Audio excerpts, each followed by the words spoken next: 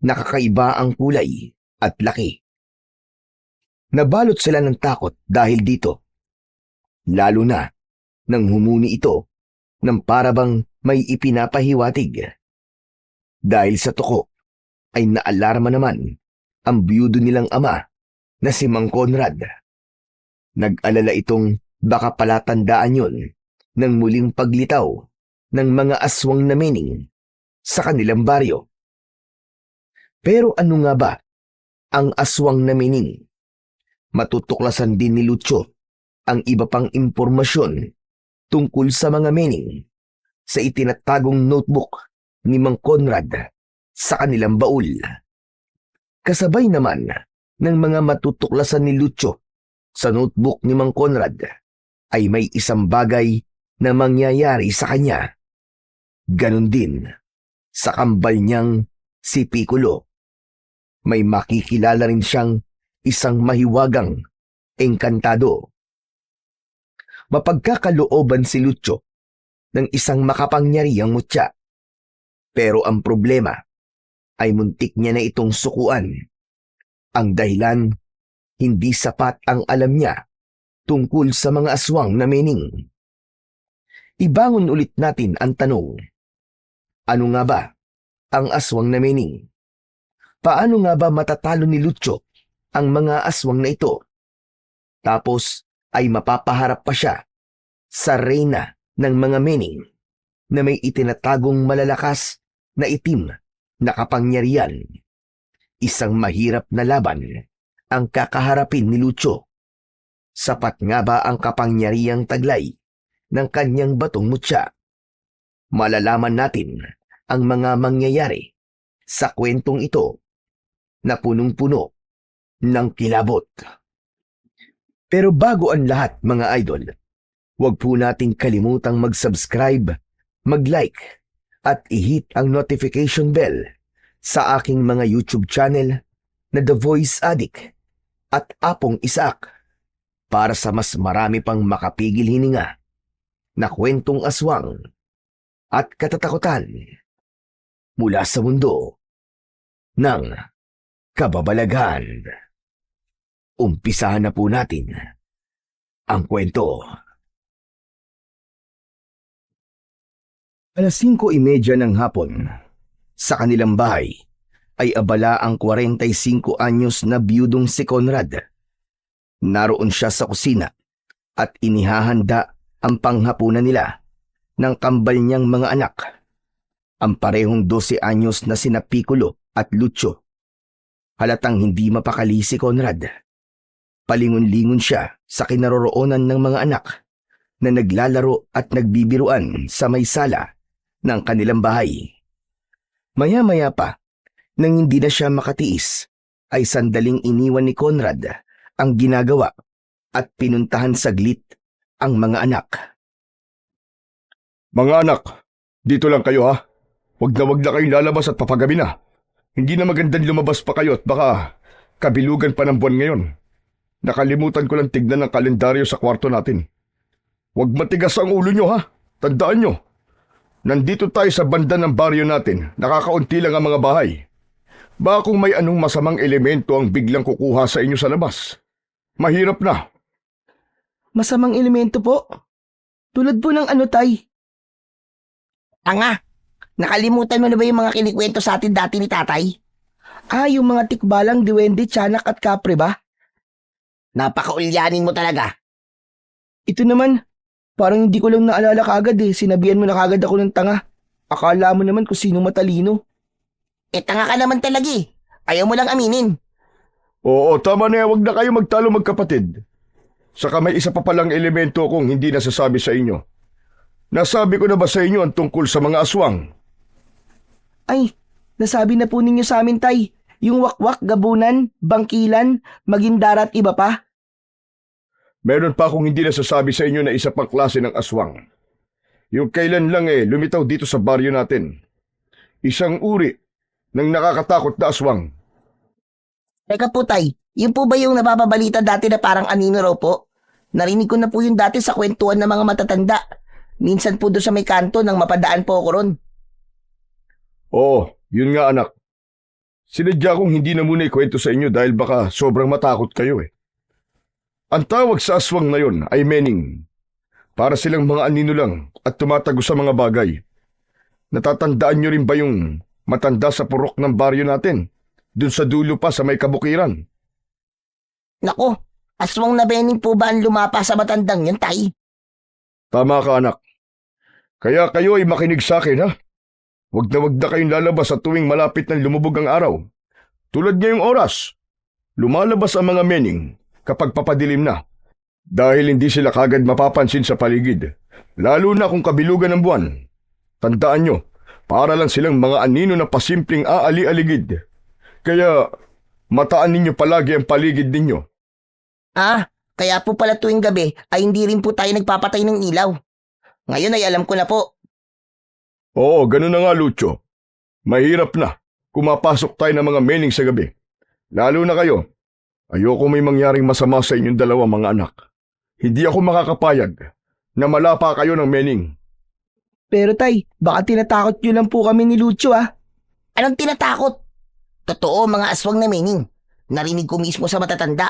Saka isipin mo nga ang mga ginagawa ni tatay para sa kaligtasan natin. Palibhasa, wala kang ibang iniisip kundi puro laro lang eh. Ako kasi, nauobserbahan ko si tatay.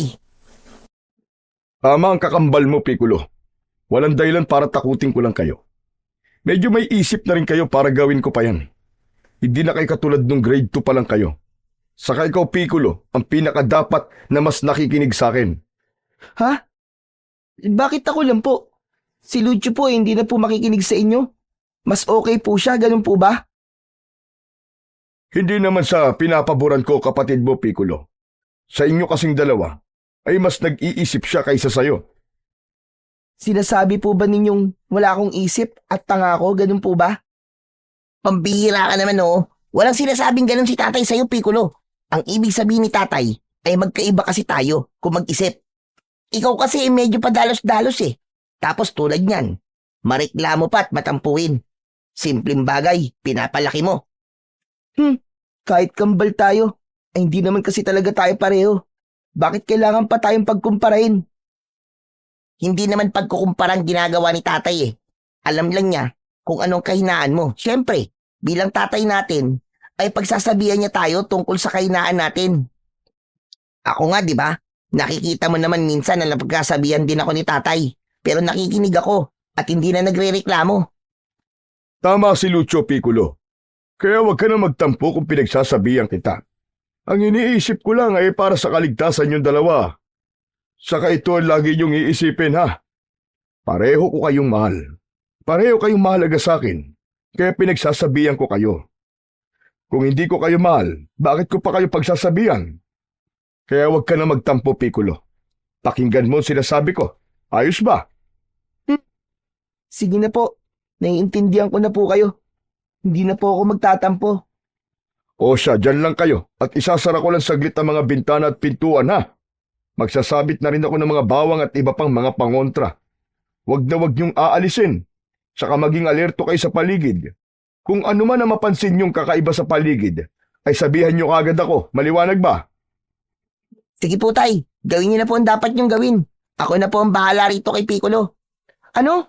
Kung makapagsalita ka, para namang mas matanda ka kaysa sa akin ah. Hoy, para sabihin ko sa'yo, magkaedad lang tayo no?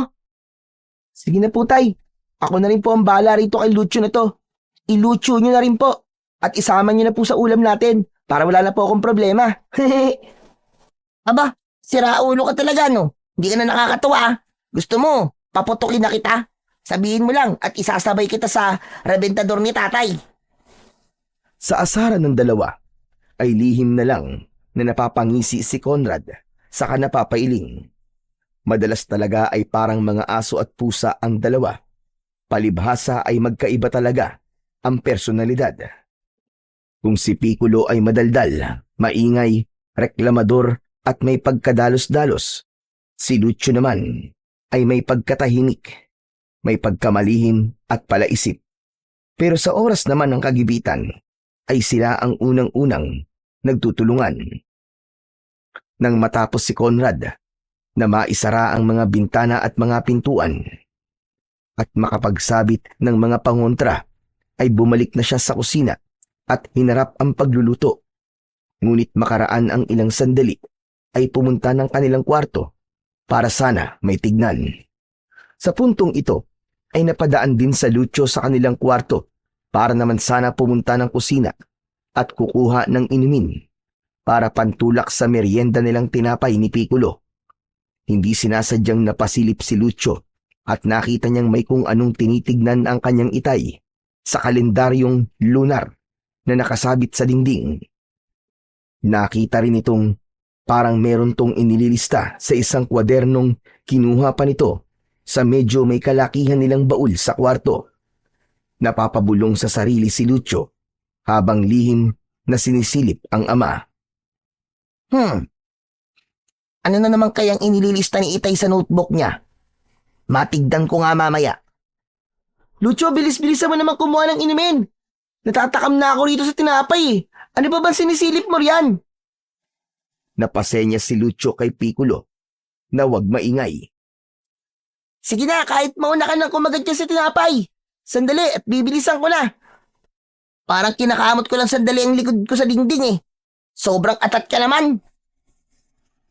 Itinuloy na ni Lucio ang pagpunta sa kusina.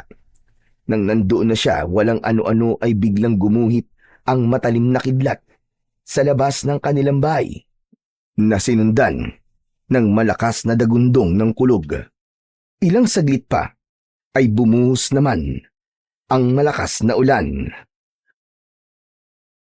Anak nang, kagulat naman yung kulog at kidlat na yun. Pabigla-bigla na lang ah. Ha? Teka, ano yung nasa banggirahan? Butiki ba yun? Bakit parang ang laki naman yata? Ang tinutukoy ni Lucio na parang estatwa lang na nakakapit sa dingding ng banggiran ay isang kakaibang tuko. Kulay green ang kulay nito na may ilang batik na kulay brown. Napansin din ni Lucio na may dalawa itong buntot. Aha! Hindi pala yung butiki. Baka isang tuko. Teka, tama, tuko nga. Pero bakit parang kakaibang kulay niya? Saka bakit narito sa bahay? Maulan naman ngayon. Dapat ay nagtatago ang mga tuko ngayon dahil malamig na ang panahon. Habang nagsasali ng tubig sa pitsil sa dalawang baso, ay nakamata pa rin si Lucio sa tuko. Medyo nakaramdam siya ng kilabot nang mapansin niyang nakamata lang din sa kanya ang tuko. Nang bigla itong malakas na tumunog, ay halos mapakislot siya. Agad niyang binitiwan ang hawak na pitsil at mabilis na tumakbo papunta sa kinaroroonan ng kanyang ama na noon ay sakto namang papalabas na ng kwarto. Oh, Lucio! Ano nangyari? Parang namumutla ka. Sa banyo po kasi tay, may nakita po akong isang malaki at kakaibang tuko. Hindi niyo po ba narinig yung malakas niyang tunog? Tuko ba ika mo, anak? Opo, nandun po siya sa may baggiran. Nakakatakot po. Kasi tinitignan po niya ako tapos bigla pong humuni ng malakas. Ano ka mo? Humuni talaga ng malakas. Abay, wala naman akong narinig ah.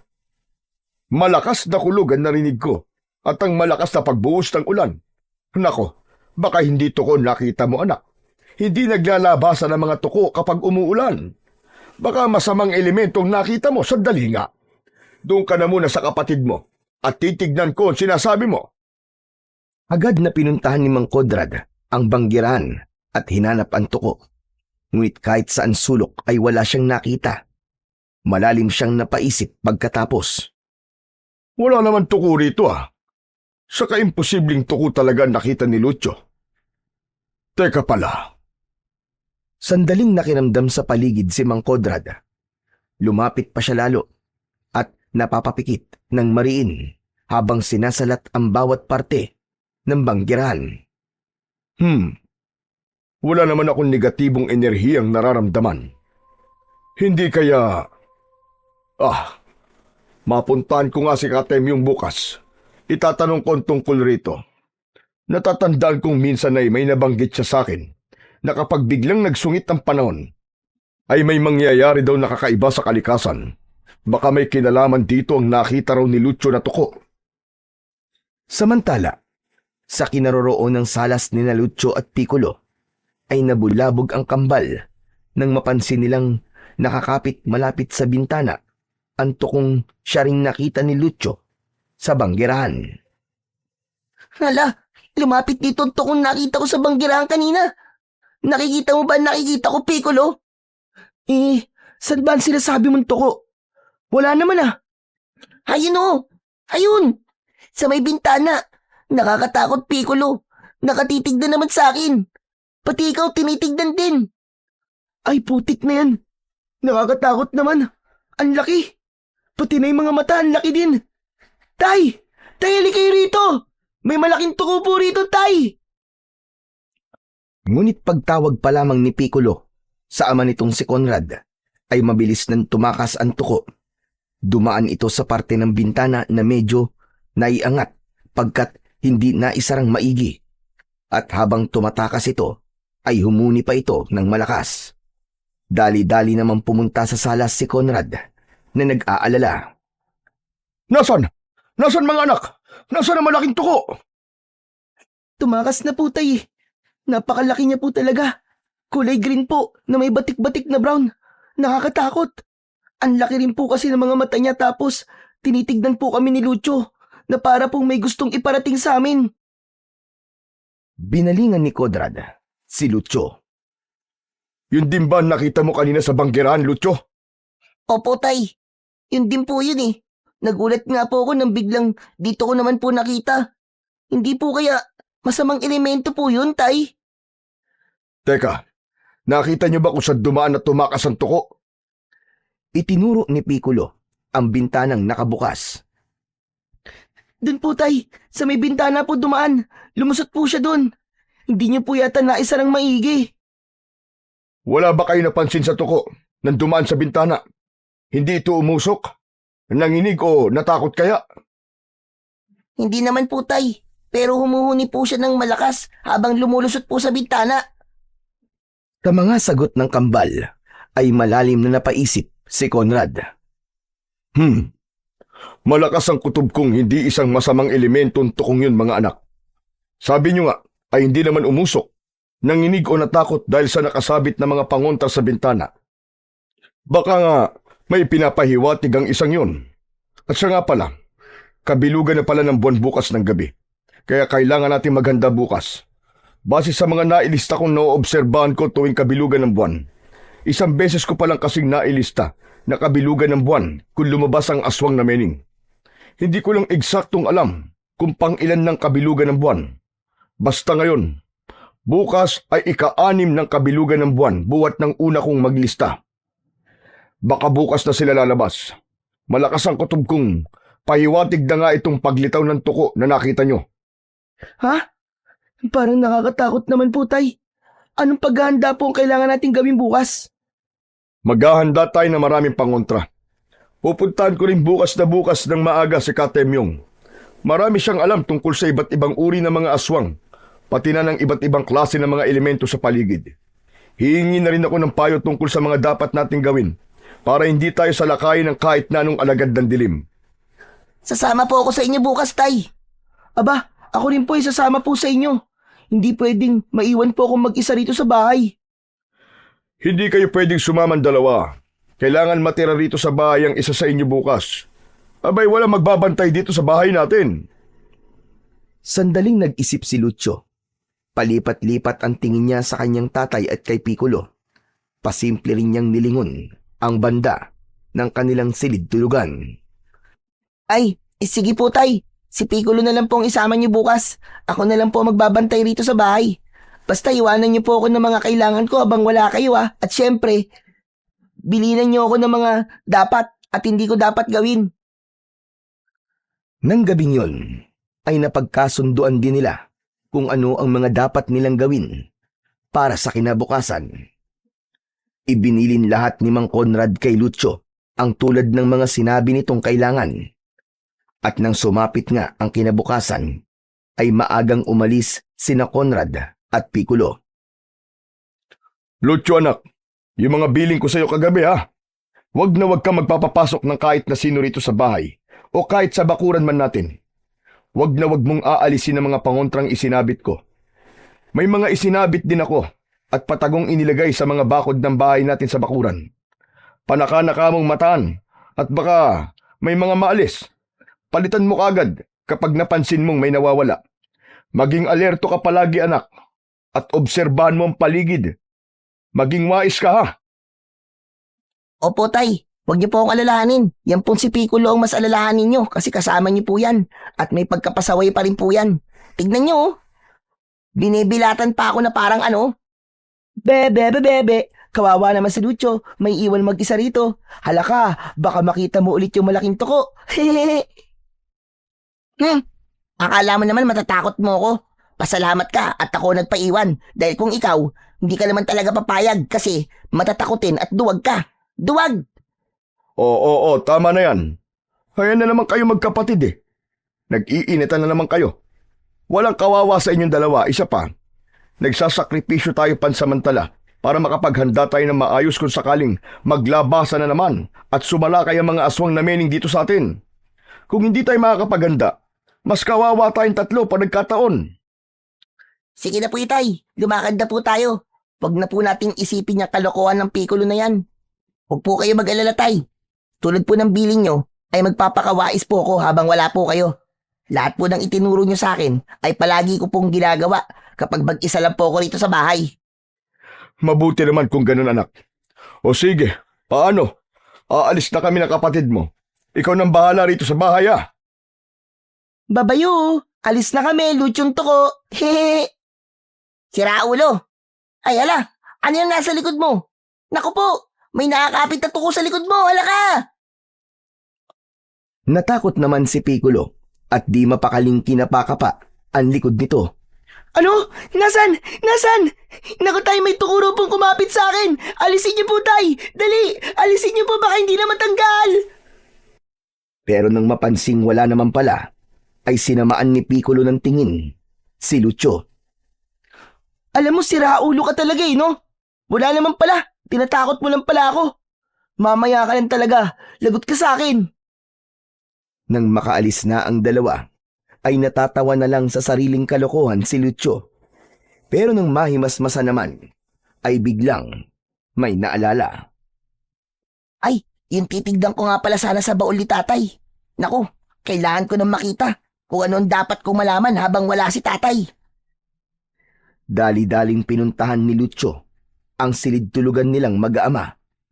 Nang bubuksan na sana niya ang baul, nakatamtaman ang laki, ay napansin niya ang kalendaryong nakasabit sa dingding. Teka nga, ano pala tong mga minamarkahan ni Tatay sa kalendaryo? Matignan ko nga muna. Sa kalendaryo ay nakita ni Lucio na may mga bilog na marka ng lapis ang mga petsang kabilugan ng buwan. May ilan ding impormasyong nakalista sa gilid ng mga ito. Ito pala ang petsa kung kailan unang lumilitaw ang mga aswang na mening. Kabilugan nga ng buwan. Sa ikalawang kabilugan ng buwan hanggang ikalima ay puro nga walang aswang na lumitaw. Pero ano naman tong may mga kwadradong marka? Mga panahong nakakakita si Tatay ng mga kakaibang hayop o kulisap sa paligid. Tapos ay puro mga panahong maulan pa at makulog at makidlat. Panghuli na nga rito, yung toko. Ano kayang meron? At may mga nakikita siyang kakaibang mga hayop o insekto. Sumunod namang binuksan ni Lucio ang baul. Sa loob nito ay nakita niya at binuklat ang notebook ng kanyang tatay. Nalaman niyang may kung ano-anong inililista rito ang kanyang tatay. Teka, anong mga to? Hala, may listahan para rito ng mga pangontra at mga langis. May listahan din ng iba't ibang uri ng mga aswang at ng mga masasamang elemento. Aba, meron din listahan ng mga engkantado, engkantada at mga diwata. Totoo kaya ang mga to? May isang pangalan ng engkantado sa listahan na parang umakit sa atensyon ni Lucio. Teka, ano to? Ramon? Wow! Ang ganda naman ng pangalan ng engkantong to. Pero, bakit mga pangalan lang nandito? Puro si Katem yung nakakaalam sa mga pangalang to. Sana pala, ako na lang ang sumama kay Tatay. Hindi sana naitanong ko mga to kay Katemyong. Sayang. Walang ano-ano. Habang kinakausap ni Lucio ang sarili, ay bigla siyang nakarinig ng kung anong ingay sa labas ng kanilang bakuran. Dahil dito, ay dali-dali siyang dumungaw ng bintana ng kwartong kinaroroonan. Nakita niya ang isang matandang babae na napapasigaw at napapamura habang pilit na hinihila ang laylayan ng paldang nasabit sa bakod. Mabilis na pumanaog si Lucio at pinuntahan kagad ang matanda para sana ay tulungan. Nakalimutan niya na ang bilin sa kanya ng kanyang tatay. Aray ka! Aray, iho, tulungan mo naman ako! Nasabit ang palda ko, ha! Tulungan mo ako, iho! Sandali lang po. Relax lang po kayo, Lola, at huwag po kayong malikot. Tutulungan ko po kayong maalis ang palya yung dyan. Saka, ano po kasing ginagawa nyo rito? At nasabit po ang palda nyo. Ay, ewan ko ba, iho? Huwag sana! Ay, tama! Magtatalbos lang sana ako ng talbos ng ampalayang lumalagpas dito sa bakod ninyo. Pero bigla na lang ako nasabit dyan nang hindi ko namamalayan. Hindi napansin ni Lucio na wala namang hawak na kahit isang talbos ng ampalaya ang kamay ng matandang babae. Dahil abala siya sa pagtanggal sa laylayan ng palda ng matanda, ay hindi na rin niya napansin na para palang medyo umuusok ang katawan nito. Mailap din ang mata ng matanda at pasimpleng minamataan kung may iba pang tao sa paligid. Mag-isa mo lang ba yan sa bahay ninyo, iho? Opo. Ay, hindi po pala. May kasama po pala ako sa loob. Sino naman ang kasama mo? Ay, di male. Pwede bang ipagtalbos mo na rin ako, iho? Tapos, labasin mo na lang ako rito kapag tapos ka na. Magpapahinga lang akong saglit sa ilalim ng podong yon. Puntahan mo na lang ako pagkatapos mo, ha? Lola, pumasok na lang po kaya kayo rito sa bakuran namin. At dito na lang po kayo sa may puno rito magpahinga at maghintay. Ay, nako. Wag na, iho. At napagod na rin ako. Ang lagay ba paglalakarin mo pa ako ng paikot para lamang makapasok dyan.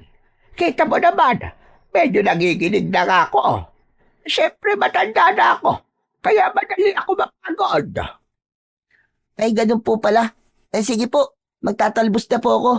Pupuntahan ko na lang po kayo riyan pagkatapos ko. Habang nagtatalbos si Lucio, ay lihim siyang sinamaan ng tingin ng matandang babae.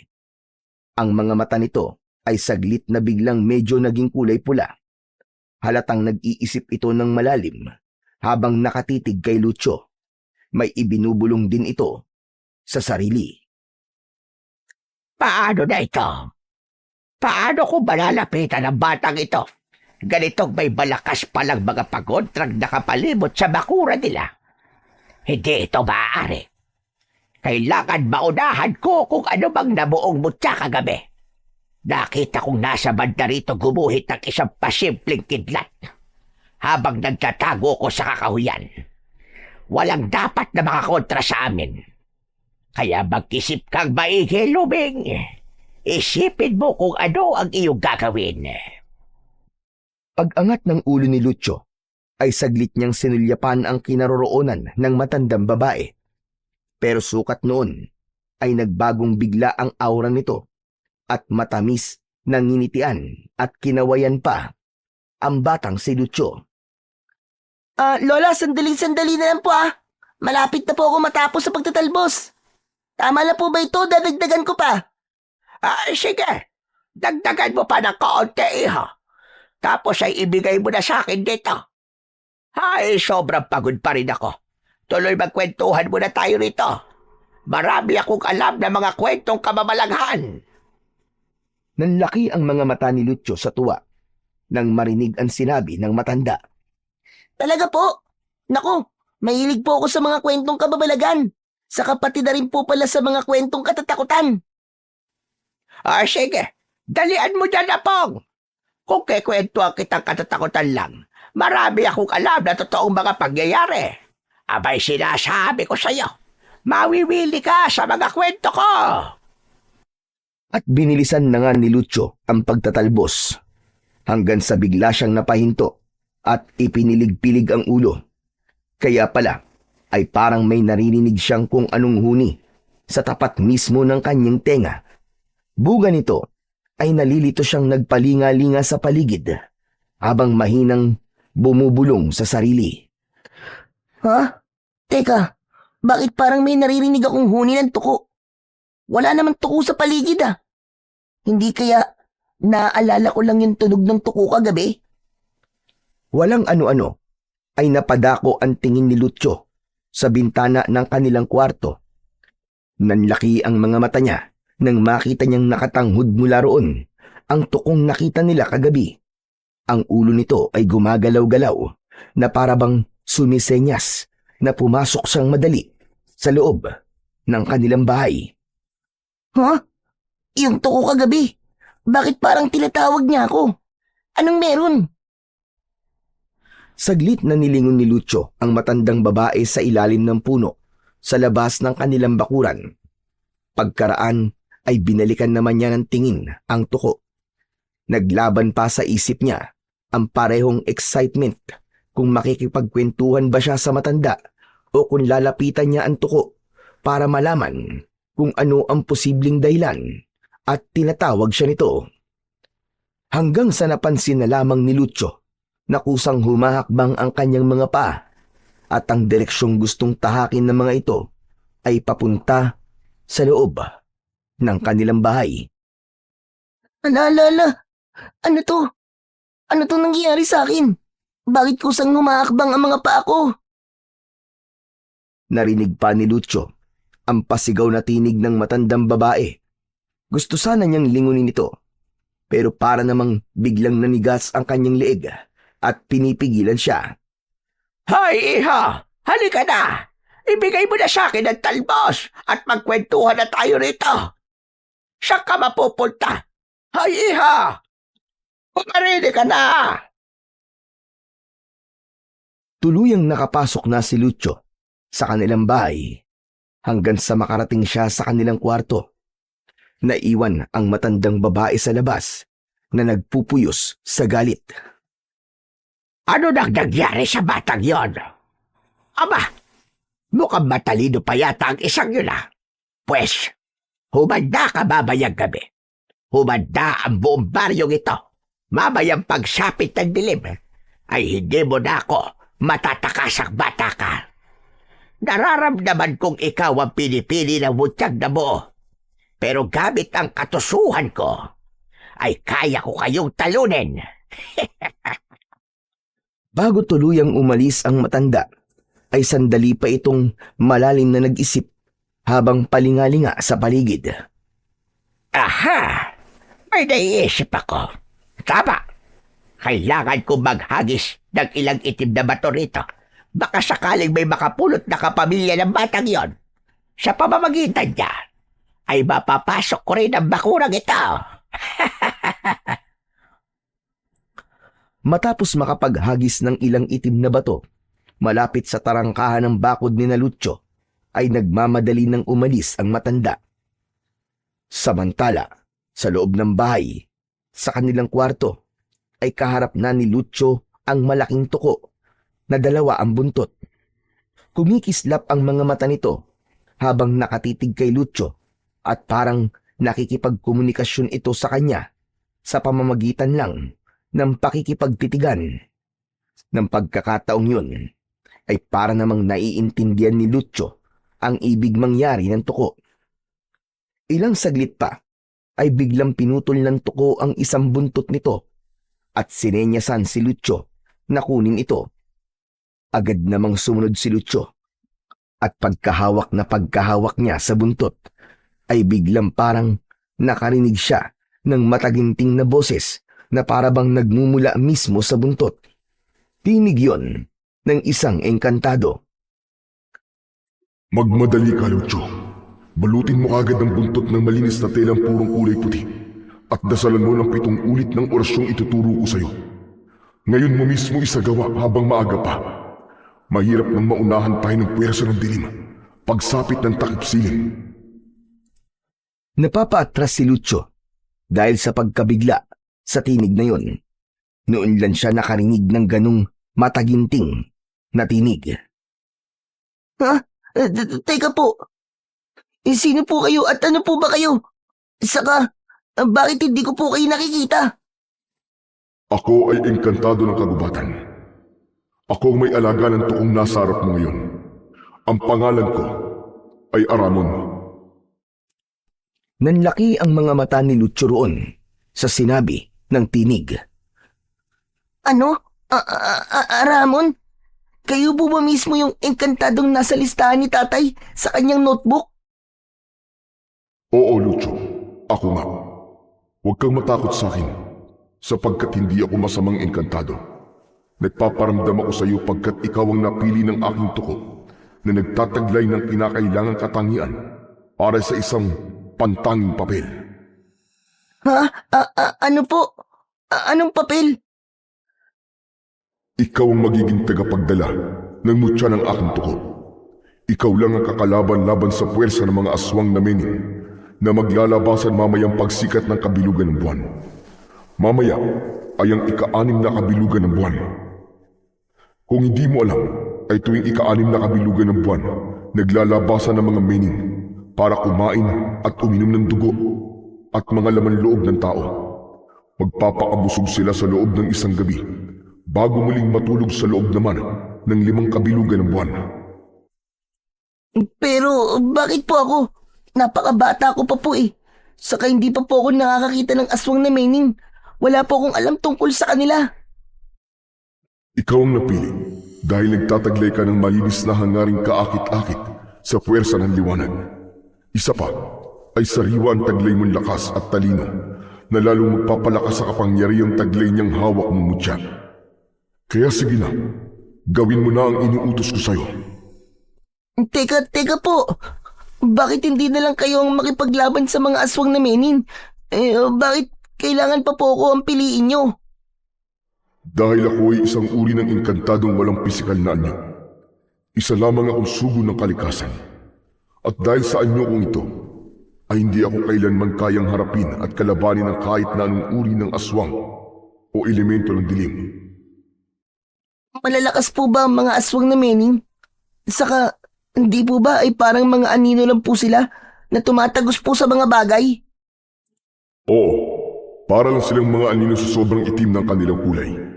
Pero may pisikal pa rin silang anyo. Nakakatagos lang sila sa mga bagay kapag dumaan sila sa bandang anino ng mga ito. Saka, paano ko po ba sila matatalo? Sa pamamagitan niyang mutyang hawak mo. Huwag kang mag-alala. Ituturo ko sa iyo ang lahat ng kapangyarihang taglay niyan at kung paano at kung kailan pagaganahin. Kaya sige na, balutin mo na yung buntot ng malinis na telang puti at dasalan mo na ng orasyong ilalagay ko riyan sa isip mo. Bilisan mo na pakiusap bago pa makabalik dito ang itay mo at ang kapatid mo. Isa pa ay nararamdaman kong may aali-aligid na malakas na negatibong enerhiya. Hindi ko alam kung anong enerhiya yun, pero malakas ang kutob kong kakontra ko yun. Yun din ang dahilan kung bakit kinontrol kita sa pamamagitan ng alaga kong tuko. Nang oras na yun, ay bigla na lamang naramdaman ni Lucio na parang may kung anong pumapasok sa kanyang isip. Nagmistulang para siyang may kinakabisang kung ano. Hala, bakit para pong may kung ano pumapasok sa isip ko? Yan ang orasyong kailangan mong sambitin ng 7 ulit, Lucio. Balutin mo na ng puting tela yung buntot ng aking tuko at iipit mo sa iyong unan. Saka mo tahimik na dasalan. Simulan mo na. Babantayan ka ng aking tuko habang nakapikit ka ng mariin. Kahit anong mangyari ay tulong mo lang ng walang patid hanggang matapos ang 7 beses na orasyon. Isinagawa na nga ni Lucio ang iniuutos sa kanya ni Aramon. Una ay binalot niya ang buntot ng tuko ng puting damit na kinuha niya sa kanilang aparador. Sumunod ay kinuha niya ang kanyang unan. Inilapag niya ito sa gitnang bahagi ng malapad na katre. Iniipit niya sa ilalim nito ang nakabalot na buntot.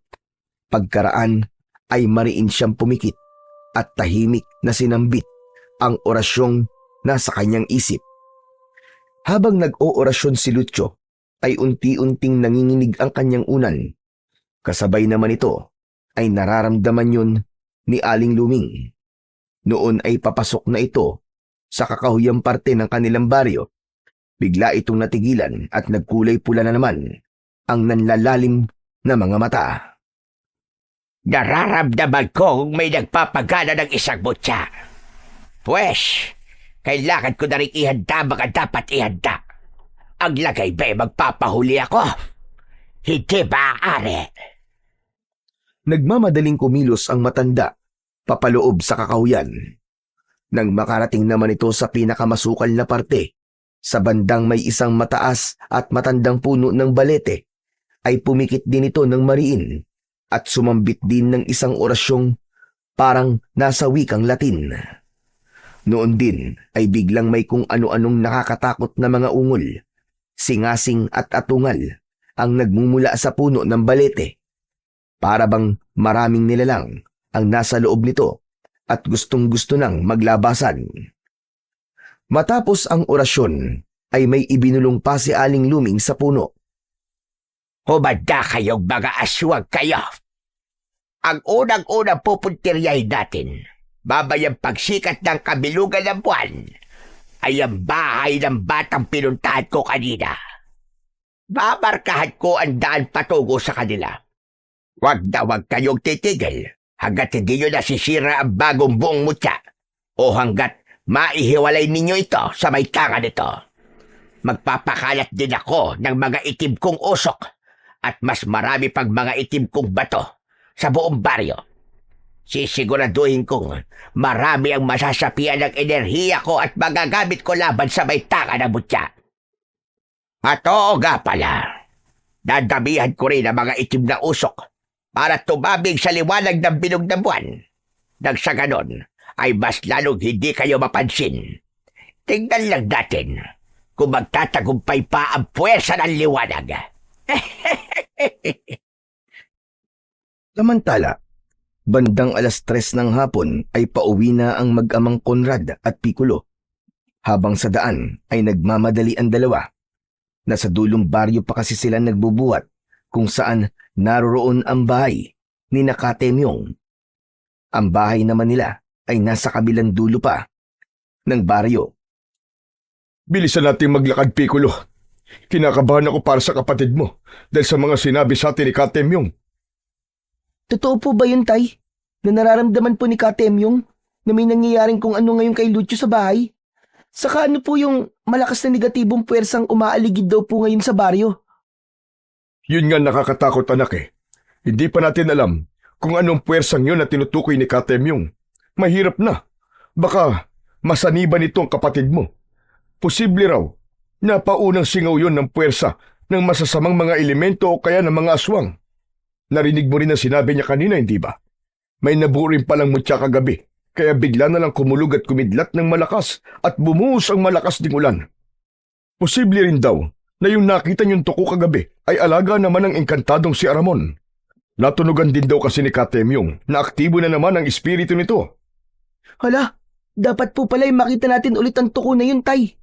Kung nalaman lang natin kagad ang tungkol doon, sana pala hinuli na natin yung kagabi pa. Sayang naman. Hayaan mo, anak. Baka sakali magpakita ulit sa atin yun mamayang gabi. Sisiguraduhin kong gagawin ko ang lahat ng mga sinabi ni Katemyong para makuha ang mutyang gusto nitong ibigay. Di ba po, Tay? Hindi naman daw po yun basta-basta lang makukuha. Ibibigay lang daw po nito ang mutya sa taong napili nito. Sa tingin niyo po ba ay may napili po sa atin tatlo ni na Lucio? Baka si Lucio napili, anak. Siya at ikaw lang naman ang natitigan kagabi ng tukong yun, hindi ba? Pero si Lucio ang mas naunang nakakita nun. Naku, bilisan pa natin. Sabi rin pala ni Katemyong, oras na may makakuha ng mutya, ang sino mang nakakuha nito ay magiging lapitin ng puwersa ng kadiliman. Baka may mangyaring masama sa kapatid mo. Hindi ako makakapayag. Nang makarating naman ang dalawa sa kanilang bahay, nang papasok na sana sila sa tarangkahan ng kanilang bakod, ay biglang natigilan si Piccolo. Kaya pala ay may nahagip ang kanyang mga mata na parang biglang kuminang sa damuhan sa bandang gilid ng tarangkahang kawayan. Mabilis nang nagpatiuna si Conrad, papasok sa bakuran. Hindi na nito napansin ang pagtigil ni Piccolo. Nakatalikod lang itong nagbibilin sa anak. Yan talangkaan, anak. Isarado mo kagad, ha? Ilak mong maigi, bilisan mo, at pumasok na tayo sa loob. Hindi naman na ganong narinig ni Piccolo ang bilin ng ama. Nakuha ang pansin niya ng makintab na batong itim na nakita. Teka, kumikintab-kintab na itim na bato to ah. Namimilog ang mga matang pinulot yun ni Piccolo at pinakatitigang maigi. Aba, anong klaseng bato-bato? Bilog na bilog at napakakinis pa. Tapos parang napakabigat naman ito samantalang maliit lang naman to. Ano kaya to? Ah, baka ito na yung mutyang nabuuro kagabi. Baka galing mismo to sa tukong nakita namin ni Lucio. Aba, mukhang ako pa yata ang napili ng tuko. Ayos to. Pero teka, maibulsa nga muna ito. Itatago ko muna at hindi ko rin muna sasabihin kay tatay. So surpresahin ko sila. Ngunit ng puntong yun ay walang kamalay-malay si Piccolo na may manipis na itim na usok palang parang sinusundan siya sa kanyang likuran. Unti-unting pumapasok ito sa kanyang katawan. Sa di kalayuan pala, sa likod ng isang puno ay nagkukubling nagmamasid si Aling Luming. Nakakaloko ang namumutawing ngisi sa kulubot nitong mga labi. Sa wakas, tagumpay ang plano ko. Susubukin kong kontrolin kagad ng batang yon. Kailangan makontra ko ang paggana ng mutya. Kaya humanda kayo. Ngunit medyo natigilan ang matanda nang may mapansin. Teka, namabalik ba talaba ko? Yun din yata yung batang pinagtalbos ko kanina at hindi na ako binalikan. Saka bakit parang iba na ang pakiramdam ko sa kanya? Bakit hindi ko na nararamdamang siya ang parang napili ng mutya? Aha! Baka nakontra ng batong itim ko. Ayos kung ganon. Pero kung sakali mga kontrahin na naman ang mutya ay kailangan ko ng paganahin kagad ng batong itim ko sa batang iyon. Kumilos ka kagad, Luming. Hindi ka dapat magpakampante. Nang oras mismong yun ay pinagana na nga ng matandang babae ang batong itim nito. Bumulong ito ng maigsing orasyon sa wikang sinaunang Latin. Bilang resulta, si Piccolo noon, nakakapasok lang sa kanilang bakuran at kakasara ng tarangkahan, ay biglang napatayo ng tuwid at nakaramdam ng kakaiba sa sarili. Ha? Teka, ano to nararamdaman ko sa sarili ko? Bakit parang may kung anong bumubulong sa akin? May ibang tao ba sa paligid? Wala naman ah. Malabo namang si Itay yun. Samantalang nasa loob naman siya ng bahay. Saka, ano to? Nahihilo ko ah. Nako, kailangan ko ng bilisang makapasok sa bahay. Biglang iba na ang pakiramdam ko. At para na rin akong giniginaw. Delikado na to. Habang papasok ng kanilang bahay, ay hindi na natiis ni Piccolo na tawagin ang kanyang tatay. Tay! Tay, tulong! Tay, Lucio! Tulungan niyo ako! Agad-agad namang tinakbo ni na Conrad at Lucio si Piccolo nang marinig ng mga ito ang sigaw ng huli. Ano nangyayari sa'yo, anak?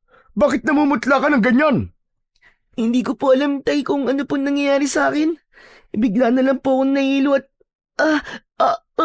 parang nasusuka ko, Tay. Tapos po lalo po ako nangihina. Sa pagkakataranta, ay dali-daling binuhat ni Conrad ang anak at mabilis na pinahiga sa katre sa kanilang kwarto. Sa uran ni Lucio, naihiga si Piccolo. Nang puntong yun, ay biglang natigilan si Lucio nang may ibinulong sa kanya si Aramon. Tahimik lang siyang nakinig. Siyempre, ay siya lang ang nakakarinig ng tinig ni Aramon. May kung ano negatibong puwersang pumasok sa kapatid mo, Lucio. Mabuti na lamang at sa unan mo siya na ipaunan ngayon. May naisip akong gawin, pero sa ngayon ay makabubuting huwag ko na munang sabihin sa'yo. Isa mo na itong mahigpit na lihim.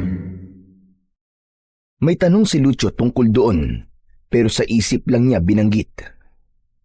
Kung ganun po, ano po ang dapat namin gawin para kay Piccolo? Hindi po ba siya mapapahamak dahil sa sinabi niyong negatibong puwersa na pumapasok sa kanya? At paano po namin yun maaalis ni Itay? Ako na ang bahalang kumontrol sa masamang enerhiya na nasa kanya, Lucio. Pansamantalang hayaan muna natin sa kanya ang enerhiyang yon. Posibleng pakana lang ito. Aalamin natin kung ano ang pakana at gagamitin natin laban sa anumang puwersang makakalaban natin. Basta sundin mo lang ang mga inuutos ko sa'yo para hindi ganong mapano kapatid mo. Sa ngayon, Lucio, hayaan muna natin siyang nakahiga sa unan mo. Huwag mo muna siyang hahayaang bumangon hanggang sa pagsapit ng gabi. Sabihan mo ang tatay mo. Matapos mismong ibulong ang mga yon ni Aramon kay Lucio, ay saka naman siya napansin ng kanyang Itay habang nakamata lang sa nakahigang si Piccolo. O Lucio, bakit minamataan mo ang kapatid mo na parang wala ka sa sarili mo? Ikaw rin ba'y may nararamdamang hindi maganda? Saka siya nga pala anak, kaninang wala kami rito ni Piccolo. Wala bang kakaibang nangyari sa'yo rito? Wala ka bang napansing kakaiba sa paligid? Wala bang pumunta ritong tao o naligaw man lang dito na kahit na anong hayop, insekto o kahit na anong bagay? Biglang naisip ni Lucio ang matandang babae kanina na nasabit ang palda sa kanilang bakuran. Ganun pa man ay pinili na lang niyang wag sabihin. Sa halip, ang isinagot niya. Wala naman po, Itay. Wala pong nangyari ditong kakaiba. Bakit po ba? Sigurado ka ba anak? Yung tuko na nakita nyo kagabi, hindi ba ulit nagpakita sa'yo kanina? Wala po kayong dapat alalahanin sa akin, Tay. Ito pong si Piccolo ang mas dapat nating alalahanin ngayon. Saka parang alam ko po kung ano po ang nangyayari sa kanya. Ha? Anong ibig mo sabihin na alam mo nangyayari sa kapatid mo? Nakalimutan niyo na po ba, Tay? Siyempre po, magkakambal po kami. Kung ano man po ang nangyayari sa kanya o nararamdaman niya ay parang nararamdaman ko na rin po. Oo nga pala anak. Bakit nga ba nakalimutan ko yun? O siya, ano ba kasi sa tingin mo nangyayari sa kapatid mo? Sasagot na sana si Lucio, pero bigla siyang binulungan ni Aramon at inutusan siyang hilahin ang ama sa isang sulok na hindi maririnig ni Piccolo ang kanyang isasagot. Teka po, Tay. Sa bandaron po muna tayo. Pero wag po sana kayo mabibigla sa sasabihin ko, Saka, wag niyo po munang sasabihin kay Piccolo dahil po sa kalagayan niya.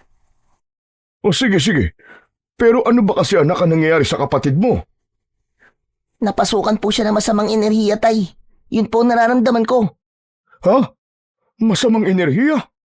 Nako, baka yun na yun nabanggit sa akin ni Katemyong na may umaaligid daw ngayong masamang espiritu sa baryo. Pero bakit ang kapatid mo pang napasukan? Saka paano nangyari yun? Magkasama naman kami kaninang umuwi. Nako, kailangan may gawin tayo kagad anak sa kapatid mo. Huwag niyo na po munang alalahanin masyado si Piccolo, Tay. Ganito lang po ang gawin natin. Hanggat pwede po, ay huwag muna natin siyang hahayaan bumangon hanggat sa sumapit ang gabi. Maglabas din po kayo, Tay, ng mga pangontra at ipalibot po natin sa katre para hindi po magtangkang lumapit sa kanya ang kahit anong elemento po sa paligid. Malakas po ang kutob ko na kusa pong mawawala ang epekto ng masamang enerhiya sa kanya kung makukulong siya ng mga pangontra. Ganun ba? Pero teka, saan mo naman nalaman ang mga yan anak? Bakit parang ang dami-dami mong alam? Nabasa ko po sa notebook niyo, Tay. Pasensya na po, Pero binuksan ko po kanina ang baul niyo. Kaya nalaman ko po mga dapat gawin. Yun ba? Ayos lang yun anak. Hindi ko rin naman intensyong ilihim sa inyo ang mga nililista ko sa notebook ko sa baul. Ituturo ko rin talaga sa inyo ang lahat na nakasulat doon kapag nakasiguro na ako kung ano o paano lumilitaw ang mga aswang na mening. O siya, susundin ko ang mga sinabi mo anak ha. Total nararamdaman mo naman ang kambal mo. Basta kung sa tingin mo ay palala ang kalagayan ng kapatid mo, sabihin mo kaagad sa akin ha. Gusto ko nga sanang balikan at papuntahin dito si Katemyong para ipatingin si Piccolo. Pero hindi ko naman kayo pwedeng iwanan na kayong dalawa lang. Ayon kasi kay Katemyong, ay dapat daw kitang bantayan ngayong pagsapit ng gabi at pagsikat ng kabilugan ng buwan. Sabi pa niya kasi, ay may nangyari daw sa iyo habang wala kami. Wala ka ba talagang inililihim sa akin anak? Saglit na natigilan si Lucio at pinag-isipan kung ano ang dapat isagot sa kanyang ama. Hanggang sa bigla niyang naisipang isagot ang isinagot din sa kanya kanina ni Aramon. Ang totoo po niyan, Tay, ay may nangyari po sa akin kanina. Pero pwede po bang sa akin na lang po muna yun, Tay? Iniisip mo ba dahil sa masamang enerhiyang nakapasok sa kapatid mo, kaya ayaw mo munang ipagsabi? Kung ganun ay naiintindihan kita, anak. Pero, pwede naman sigurong atin dalawa lang muna. Sobrang nag-aalala lang kasi talaga ako para sa iyo, anak. Sa kakabilin-bilinan pa naman sa akin ni Katem yung nabantayan daw kitang maigi ngayong gabi. Paano naman kita mababantayang maigi kung hindi naman sapat ang nalalaman ko? Napatango-tango roon si Lucio. Bandang huli ay inamin na rin niya ang lahat ng nangyari, pati na ang tungkol sa mutya ng buntot ng tuko. Wag na wag po ninyong ipagsasabi kay Piccolo, Tay, ah. Nakita ko po ulit kanina yung tuko. Tapos ay nakausap ko pong engkantadong si Aramon na may alaga po sa tuko. Binigyan niya po ako, Tay, ng mutya ng buntot ng tuko. Itinago ko po sa ilalim ng unang ko na inuunanan po ngayon ni Piccolo. Saka alam niyo po ba, Tay? Natatakot po ako dahil po sa mutya. Palagay po ba ninyo ay kakayanin ko po maging tagapagdala nito? Saka, hindi pa po ako nakakakita ng aswang eh. Baka malapa lang po ako. Biglang napayakap ng maigpit si Lucio sa ama niyang si Conrad. Napakabata ko pa po, Tay, tapos ganito po ang mangyayari kaagad sa akin. Ano po magiging laban ko sa mga aswang? Naiintindihan kita, anak. Siyempre wala ka pa kasing gaanong karanasan. Pero kasi, ang maging isang tagapagdala ng mutya ay isang papel na sa mga karapat dapat lang napupunta. Ikaw ang napili. Ibig sabihin nun ay may sapat kang kakayahan at talino para lumaban sa mga aswang. Hindi totoong natatakot ka, anak. Yan ay dahil lang sa hindi mo pa alam kung paano ang dapat mong gawin kung sakaling mapaharap ka na sa mga aswang. Hindi po, Tay. Natatakot po talaga ako. Ano po kaya kung kayo na lang po ang humawak ng buntot ng tuko? Kayo na lang po lumaban, Tay. Mas matanda naman po kayo sa akin eh. Mas kayang-kaya niyo po ang aswang kaysa sa akin. Hindi, anak. Magtiwala ka sa sarili mong kakayahan at sa kapangyarihan ding taglay ng mutya mo. Isa pa, ay nakakausap mo naman sabi mo ang engkantadong si Aramon, hindi ba? Siguradong gagabayan ka niya. Saka nandito lang din ako para alalayan ka palagi, anak. Basta po, Tay. Kapag nakakatakot po masyado ang mga aswang na mening, baka pabayaan ko na lang po mutya. Baka ipasa ko na lang din po kay Piccolo. Baka siya po ang mas karapat dapat. Biglang natigilan ang mag-ama nang marinig nilang malakas na umungol si Piccolo. Sabay pa silang napatakbo palapit dito. Nadatnan nilang nakaidlip pala ito at kasalukuyang binabangungot. May kung ano itong sinasambit. Lucio! Lucio, tulungan mo ako, Lucio! May nakikita akong isang matandang babae na mapupula ang mga mata. Isa siyang aswang na kulay itim. Nakakatakot siya. Nang puntong yun ay may ibinulong si Aramon kay Lucio. Sa bulsa ni Piccolo, Lucio, kuhanin mong isang batong itim na itinatago niya. Bilisan mo, bago pa siya tuluyang makontrol ng nakikita niya matandang babae sa kanyang panaginip. Yun ay isang aswang na mening, ang mismong reyna pala ng mga mening. Una ay nag-aalinlangan pa si Lucio kung susundin ang sinabi ng engkantadong si Aramon. Bigla kasi siyang pinasok ng takot nang mapag-alaman niyang may reyna pa pala ang mga aswang na mening. Parang ayaw din niyang kuwanin ang batong itim sa takot na baka siya naman ang mapasukan ng masamang espiritu. Ngunit dahil sa pag-aalinlangan niya, ay bigla naman kusang kumilos ang kanyang mga kamay. Nagmistula na naman siyang parang robot na sunod-sunuran. Hindi! Wag! Ayoko! Ayokong kunin ang batong itim! Nagulat siyempre ang ama niyang si Conrad sa biglang pagsigaw na yun ni Lucio. Pero nang biglang maisip na baka kinakausap lang ang anak ng engkantadong si Aramon na nasabi nito kanina, ay napatangu-tangu na lang siya. Isipin mo ang mga mangyayari sa kapatid mo, Lucio. Kung hindi mo kagad kukunin ang bato, tuluyan siyang masasapian ng espiritu ng reyna ng mga Mening. At kapag nangyari yun, ay magiging isa na rin siyang aswang na Mening. Gusto mo bang mangyari yun sa kanya, ha, Lucio? Posible rin pati ikaw ay maapektuhan dahil kakambal ka niya. Dahil naman sa napag-alamang yun, ay kagad nagbago ang isip ni Lucio. Siya pa mismo ang nagmamadaling kuhanin ang itim na bato. Hindi pwedeng maging aswang na Mening ang kapatid ko. Hindi ako makakapayag. Hindi maaari yun. Pagkakuha ni Lucio ng batong itim, ay kagad siyang nakaramdam ng kakaiba. Isang mabigat at sobrang lamig na enerhiya. Bigla rin siyang nakarinig ng bumubulong na tinig ng isang matandang babae. Nagulat pa siya nang makilala ang tinig na yon. Kumusta, bata? Ako ang matandang babaeng nakausap mo kanina. Isa akong engkantada. Kahit tinalikuran mo ko kanina, ay ikaw pa rin ang napili ko. Ang hawak mong batong itim ngayon ay isang uri ng mutya. Regalo ko yan sa'yo. Gagawin kitang makapangyarihan. Bigla namang sumingit ang bulong ni Aramon sa kabilang tenga ni Lucio. May iniutos sa kanya ang engkantado na dapat gawin upang hindi tuluyang makontrol ng batong itim ng matanda. Dahil nasa kanya naman na raw ang batong itim, ay pwede na raw kuhanin ni Lucio ang mutya sa ilalim ng kanyang unan na hinihigaan ngayon ni Piccolo.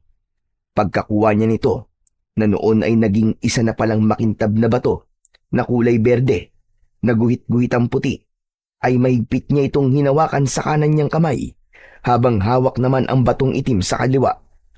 Pinausal siya ni Aramon ng isang orasyon ng pagpapagana sa katawan niya ng kapangyarihan ng mutya.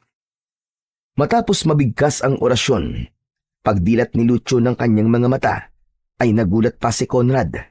Paano ay saglit na naging berde ang kulay ng kanyang mga mata, ngunit kagad din bumalik sa dati. Yung pala ay hudyat na gumagana na nga sa katawan at isip ni Lucio, ang mutya.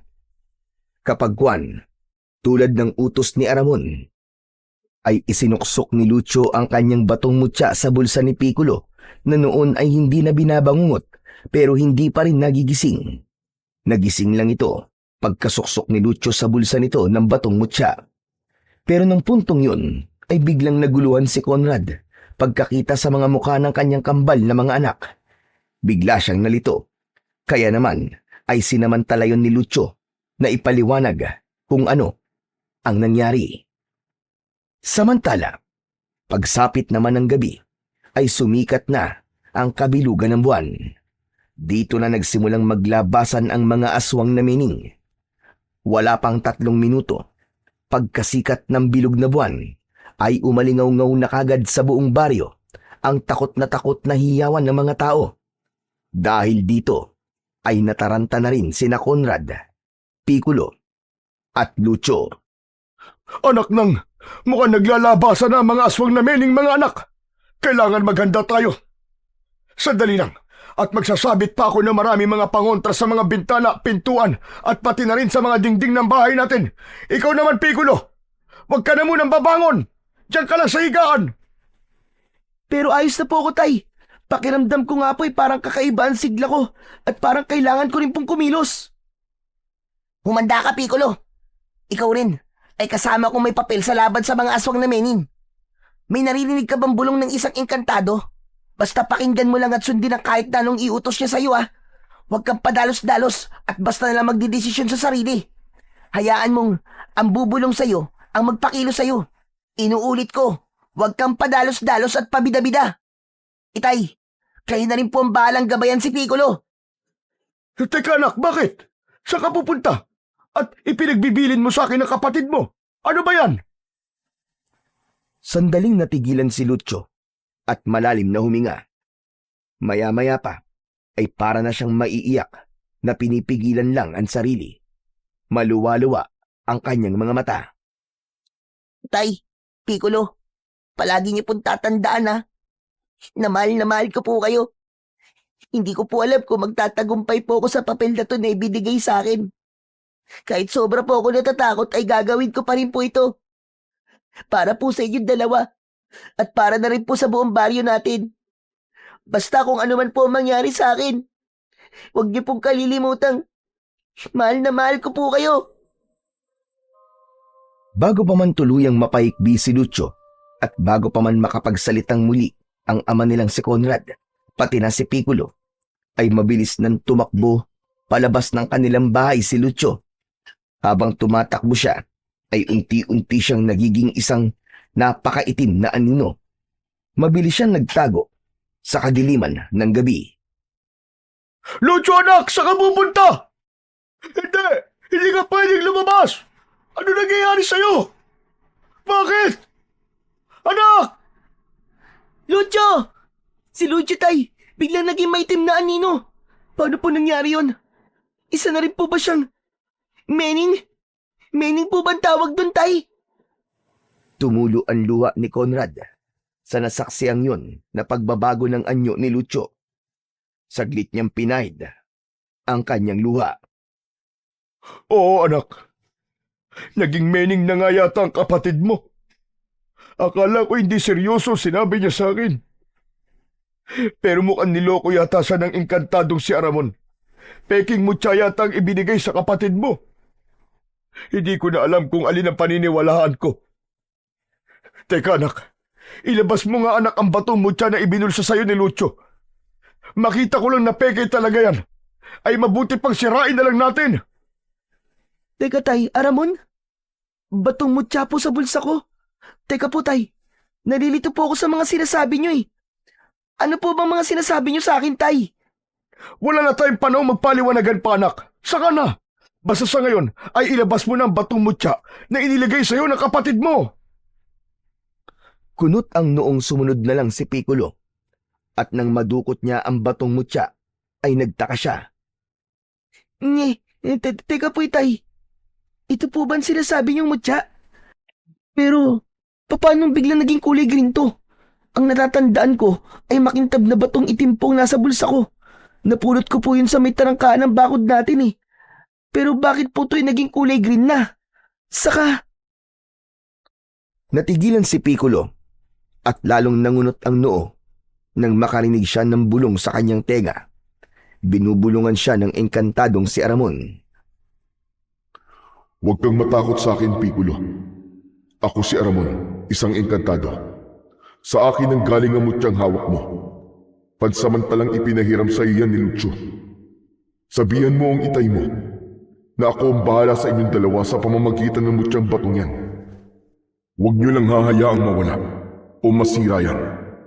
Mawawalan kayo ng proteksyon laban sa mga aswang na mening kapag naiwala o nasira yan. Pati si Lucio ay mapapahamak. Tuluyan siyang magiging kampo ng mga mening kapag nagkataon. Hindi na rin siya makakabalik sa dati. Kaya't hindi dapat mangyari yun. Nanlaki ang mga mata ni Piccolo sa kanyang mga narinig. Alam ko na po, tay, kung bakit nasa akin po to. Totoo pong batong mutya to, tay. Bumulong po sa tenga ko ang isang engkantado. Aramon po ang pangalan niya. Ano? Talaga ba anak? Pero hindi pa rin tayo nakakasiguradong totoo ngang engkantadong si Aramon nga nakakausap ninyo magkapatid. Baka iniisahan lang tayo ng isang masamang espiritu na baka alipores mismo ng mga aswang na mening. Akin na yung batong yan anak at sisirain ko. Itatago pa lang sana ni Piccolo ang hawak na batong mutya, pero naunahan siya ni Conrad. Mabilis ang ginawa nitong paghablot sa batong noon ay hindi nila napansing kasalukuyang naglalabas ng manipis na kakaibang puting usok. Ngunit isang malaking pagkakamali ang nagawang yon ni Conrad. Dahil sa pabigla niyang paghablot, idagdag pang nakakapaso pala ang batong mutya kapag sa pilitang inaagaw. Ang nangyari tuloy ay nabitiwan ni Conrad ang bato at tumilapong palayo sa kanilang dalawa. Sa malas pa ay lumusot ito sa butas ng saig na kawayan at nahulog sa silong.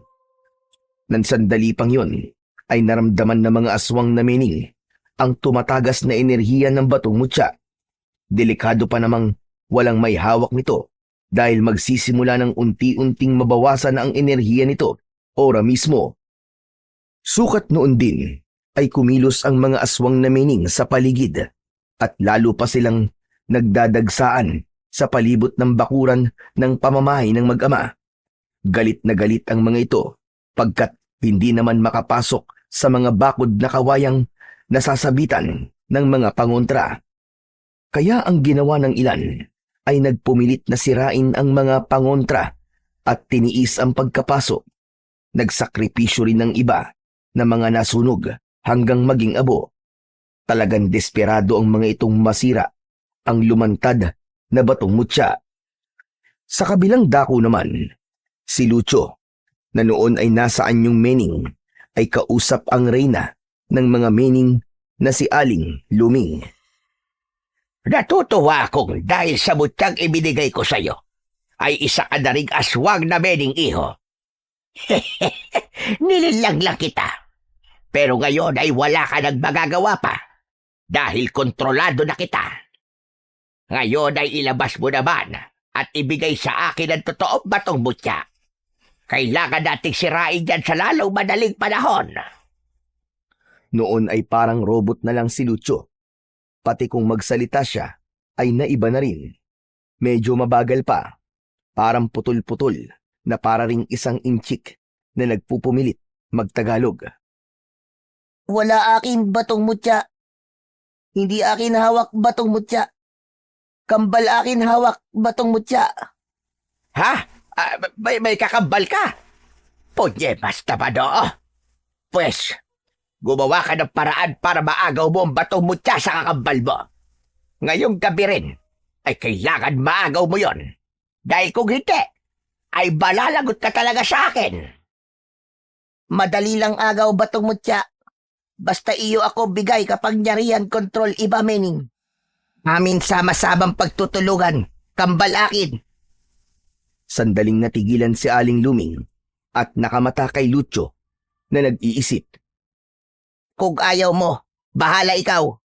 Hindi akin makukuha, masisira batong mutya. Kampon mening matatalo. Sige, alis na ako. Ako punta kakambal akin para agaw batong mutya. Kahit ako madali matatalo. Bahala ka iyo buhay. Ikaw tanga. Ha? Buwisit ka.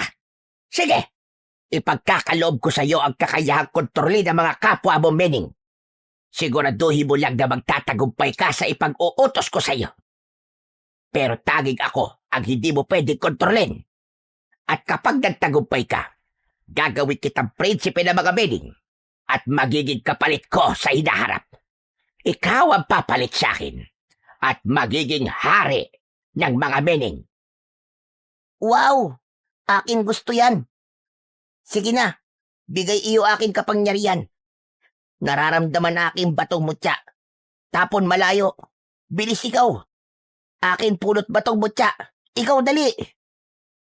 Dahil nararamdaman mismo ni Aling Luming na wala ngang may hawak ng batong mutya, ay namilog ang kanyang mga mata. Kaya naman ay sinamantala na nito ang pagkakataon. Mabilis niyang binahagian si Lucio ng kapangyarihang kailangan nito. Pumasok ito sa katawan ni Lucio sa anyo ng isang manipis na itim na usok. Hayan, naipasok ko na sa iyo ang kapangyarihang kailangan mo. Kaya ngayon ay magmadali ka. Puntahan mo na kung saan banda roon ang batong mutya. Pero bago pa man kumilos si Lucio, ay may itinanong pa siya sa matandang aswang. Bakit pala hindi ikaw kuha batong mutya? Bakit ako utos iyo? Ikaw ba kapangyarihan? Ako hindi. Hay! Bakit ba patanong-tanong ka pa, buwisit ka? Hindi pwedeng ako mismo na reyna nyo ang ahawak sa mutyang yon. Kayong mga alipores ko ang kailangan magsakripisyo para masira ang mutya. Kung akong mamamatay dahil sa paghawak sa mutya, ay mamamatay rin kayong lahat. Kaya't sige na, huwag ka ng maraming tanong. Kumilos ka na. Masusunod, Reyna mahal. Mabuhay ikaw matagal. Mabuhay, mga mening. At ikaw naman, mapapatay kita kung hindi ka pakikilos. Ang dami mo pandaldal. Hindi ka naman maintindihan. Madali ka na. Kilos na! Nang susuguri na sana ni Aling Luming si Lucio, ay mabilis na siyang kumilos. Bali parang robot lang siya sa pagsasalita at pagiging sunod-sunuran kay Aling Luming. Pero ang pagkilos niya ay kapares pa rin ng normal na mga mening. May kakayahan na rin siyang kumilos ng napakabilis at tumatagos din sa mga bagay sa pamamagitan ng pagdaan sa mga anino ng mga ito. Pabalik sa kinaroroonan ni na Conrad at Piccolo. Noon ay pareho ng kabadong-kabado ang dalawa dahil sa banta ng nagpupumilit pumasok na mga aswang na menin sa kanilang bakuran. Ang ilan pa nga ay sinisimulan ng bakbakin ang dingding ng kanilang bahay. Sobrang natataranta ang mag-ama, ano pat hindi sila magkandaugaga sa pagsira sa sahig ng kanilang bahay para lang makuha ulit ang batong mutya. Bilisan niyo po, Tay! Natatakot na po ako. Parang may nakakapasok na po mga anino sa loob ng bahay natin. Parang may nakikita po akong biglang mabilis na sumibat sa may salas. Lakasan niyo po ang pagilan niyo, Tay! Ayan na po! Malapit na po masira yan! Ang ingay mo naman, anak. Lalo lang ako natatarante. Kunin mo pala yung latigo natin sa ilalim ng katre. Dali! Kapag may nagtangkal lumapit sa'yo na anino, hatawin mo kagad. Sandali na lang ito, anak. At maaabot ko ng batong mutya sa silong. Sige na, kunin mo na ang latigo. Madali ka! Todo unat naman si Conrad ng kanyang braso na nakalusot sa nilikha niyang buta sa sahig. Pero halos pagpawisan na siya ng malapot, ay hindi niya pa rin maabot-abot ang batong mutya. Ano ba naman to? Di ko pa rin maabot. Wisit na buhay ito. Ay, bilisan niyo po! Naku po, naloko na. Ito na nga, Tay. May nakapasok na pong 3 anino. Tay! Nakakatakot po ang itsura nila. Dito na tayo mamamatay, Tay. Mamamatay na tayo! Nanlalaki ang mga mata ni Conrad nang mamataan ang 3 pagkaitim-itim na mga aswang na mening. Dahan-dahang lumapit ang mga ito sa kinaroroonan nila. Katakot-takot ang paraan ng pagsingasing at pag-atungal ng mga ito. Mabilis na tumayo si Conrad at kinuha mula kay Piccolo ang latigo. Akin na yan latigo, anak. Iabot mo sa akin. Tapos dito ka sa likod ko. Ako ang haharap sa mga hinayupak na aswang na yan. Pero, Tay, paano po ang batong mutya? Yun po ang kailangan natin. Hayaan na muna natin ang mutya na yan, anak. Saka nasa na ba ang engkantadong aramo na yan? Wala bang ibinubulong sa'yo, anak? Sa oras pala ng peligro, ay hahayaan lang tayo. Napakawalang kwenta namang engkantado na yan. Maya-maya ay biglang nanlaki ang mga mata ni Piccolo. Sabay malakas na napasinghap nang may masilip sa butas sa sahig. Isang bata pang mening ang nakita niyang nakatitig sa kanya. Mapulang-mapula ang mga mata nito. Tay, pati sa silong po natin may aswang na mening na rin. Tay, paano na po ang gagawin natin ito? Ayoko po pong mamatay, Tay. Bata pa po ako. Nasaan, anak? Wala naman dito, Ngunit ng puntong yon ay bigla na ring natahimik si Piccolo. Kaya pala ay narinig naman ito ang bulong ni Aramon. Pero bago pa man matapos ang kung anumang ibinubulong ng engkantado, ay tuluyan ng nagiba ng mga mening ang kanilang bahay at sabay-sabay na sinugod ng mga ito ang mag-ama. Umalingaw-ngaw ang katakot-takot na sigaw nilang dalawa. Tay! Tay, mamamatay na tayo dito, Tay! Tay! Mga hayop kayong mga aswang kayo! Mga demonyo kayo! Mga kampo ng kadiliman! Hindi ako makakapayag na malapan niyo kami! Hindi! Samantala, sa di kalayuan, sa bakuran ng bahay ng mag-ama, ay lumitaw ang malaking tuko na kulay berde at may batik-batik na kulay brown. Parang walang anumang nakamatalang ito sa nagibang bahay. Makaraan ay malakas itong humuni na parang pinagtatawanan ang kaawa-awang sinapit ng mag-ama. Nang humupa ang pagsigaw ni na Conrad at Piccolo, pati na rin ang maingay na mga pag-atungal ng mga aswang na Mening mula sa silong ng kanilang bahay, ay lumabas ang batang Mening. Yun ay walang iba kundi si Lucio. Hawak-hawak na niya ang mutyang bato. Nang sandaling yun ay saglit na umilaw ng kulay berde ang kanyang mga mata. Nang muli namang bumalik sa dati, ay sumenyas siya sa ere. Ang resulta, mula sa mga halaman sa paligid, ay lumitaw muli ang tuko. Mabilis itong lumapit kay Lucio at gumapang sa kanyang balikat. Uy, Tuko! Sa wakas, kuha na akin mutya ba to? Asa na Engkantado Aramon? Sumagot naman sa kanya si Aramon. Tagumpay ang plano natin, Lucio. Magaling. Napakahusay mo. Ngayon naman, ay tapusin na natin ang reyna ng mga Mening. Sigurado akong ngayon ay nararamdaman na niya ang ginawa nating panluloko sa kanya. Humanda ka, Lucio.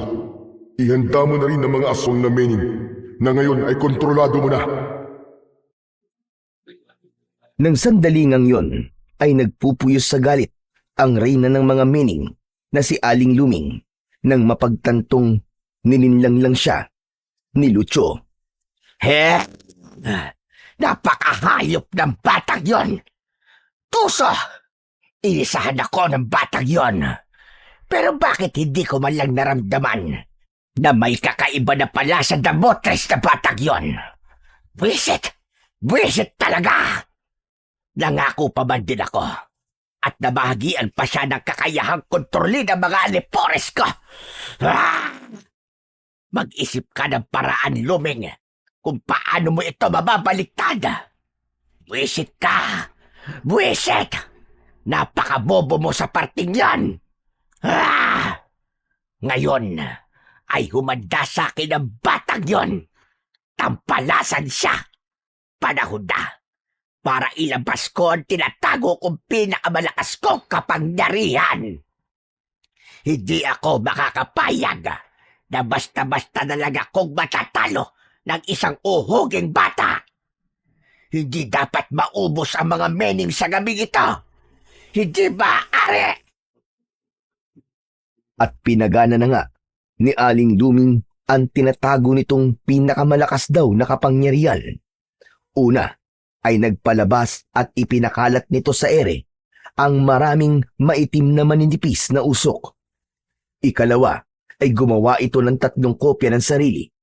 Bawat isa ay binilinan ng mga dapat gawin. Ikatlo ay nagbago ang anyo nito. Ganon din ang nangyari sa mga kopya nito.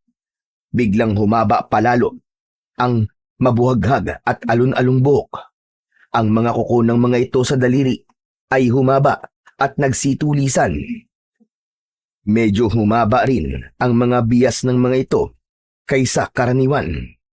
Umumbok ang mga bunganga na parang sa aso na inuslian ng matatalas at nagtutulisang mga pangil. Pagkaraan ay unti-unti ang mga itong naging napakaitim na anino at nagsilutang sa ere. Ngayon ay humanda ang batang yon. 10 na kanyang pamilya at kung sino mang engkantadong gumagabay sa kanya. Ipatitikim ko sa kanila kung gaano kabangis ang reyna ng mga Mening. Ngayon, mga kopya ko, halina at sugurin natin ang mga kalaban na. Mabilis na kumilos ang mga ito at natuntun kagad ang kinaroroonan nila Lucio at ng kasama niyang malaking tuko. Nasa likuran ni Lucio ang hukbo ng mga Mening na nasa kontrol niya. Galit na hinarap ng reyna ng mga Mening na si Aling Luming at ng kanyang mga kopya, si Lucio. Dahil sa tindi ng galit nito, ay hindi na nito napansin ang parang kumislap na linyang nadaanan ilang di pa lang ang layo mula kay Lucio. Kasunod noon ay lumitaw ang isang parang portal na salaming hindi rin napansin ni Aling Luming dahil nakatalikod ito rito. Hayop kang batang mening ka! Tampalasan ka! Ha! Ang lakas ng loob mong lokohin ako! Pwes, humanda ka ngayon dahil ipaparanas ko sa'yo kung gaano kalakas ang itinatago kong mga kapangyarihan. Hindi mo ako basta-bastang matatalo. Ngayon ay malitok ang labanan ako at ang mga kopya ko. Sukat noon din ay nagpaikot-ikot sa isa't isa si Aling Luming at ang mga kopya nito. Nang huminto ay talagang nalito si Lucio kung alin ang orihinal. Sana nga, iyo matalo ako at ang aking mutyang bato tanda. Kawawa naman ikaw. 4 laban maraming mening. Baka magsisi ikaw tandang pangit. Mga kasama ko mening, sugurin niyo bruha aswang. Iyungudngud sila lupa. Hanggang bruha, kanila pangit mo ka. Mga kopya ko, magpalabas kayo ng maraming itim na usok at palibutan ang damuhong batang yan. 10 ng mga mening na kontrolado niya. Ibalik din sila sa dati nilang katinuan. Bilisan niyo! Sugurin sila! Agad ngang nabalot ng makapal na itim na usok ang paligid na halos wala nang makita ang batang si Lucio. Kapwa siya at ang kasamang tuko ay grabing napaubo. Kasabay nito ang mga mening na kasama niya dahil sa usok ay isa-isang nanumbalik sa dati. Bunga nito ay galit na nagsiatungal ang mga ito at agad binalingan sina Lucio. Hindi maaari. Aramon, iyo ako tulong. Akin mutya bato, ayaw gana. Tulong! Aramon! Hindi maaari! Sa narinig na malakas na sigaw na yon ni Lucio, pati na ang nagmamakaawaring huni ng tuko ay nagdiwang naman sa tuwa. Si Aling Luming, na reyna ng mga mening. Ang kawawang bata at tuko, wala palang kalatoy-latoy kalaban. At ang engkantadong si Aramon, siya na naman pala ang gumagabay sa kanila. Pwes, ngayon na magsisimula ang sunod-sunod mong pagkatalo, Aramon. Magmula ngayon ay teritoryo ko na ang buong baryong ito, maging ang buong kagubatan. Ngunit lingid sa kaalaman ni Aling Luming, sa likuran pala niya ay nasa labas ng portal na hindi pa rin niya napapansin ay naroroon pala ang totoong si Lucio at ang kasama niyang tuko. Noon ay nagbabaga sa kulay berde ang kanyang mga mata. Ganon din ang tuko. Senyalis yun na sabay silang may pinagalang mga kapangyarihang iniutos sa kanila ng engkantadong si Aramon. Ang hawak din na mutyang bato ni Lucio ay kumikinang-kinang at naglalabas ng nakakasilaw na liwanag.